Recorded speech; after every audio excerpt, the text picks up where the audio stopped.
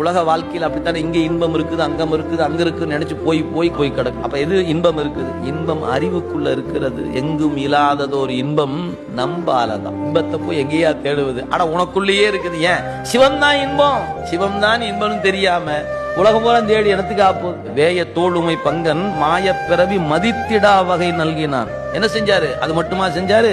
காயத்துள் அமுது ஊற ஊற நீ கண்டுகொள், நீ கண்டுகொள் என்று காட்டிய சேய மாமலர் சேவடிக்க நம் சென்னி மன்னி திகழுமே. ஐயா, இங்க இருக்குது இன்பம், இங்க இருக்குது இன்பம்னு காட்டினானே ஐயா. அவருக்கு தெரியுது, நமக்கு தெரிய மாட்டேங்குது. நாம இங்க இன்பத்தை தேடி எங்கெங்கோ தேடுறோம். இங்க இருக்குமா இன்பம், அங்க இருக்குமா இன்பம்? சிவம் இருக்கும் இடத்தில் இன்பம் இருக்கிறது. அது நம்ம அறிவுக்கு எட்டணும். எப்ப? நல் ஆசிரியருடைய உபதேசம் கிடைக்க பெற வேண்டும்.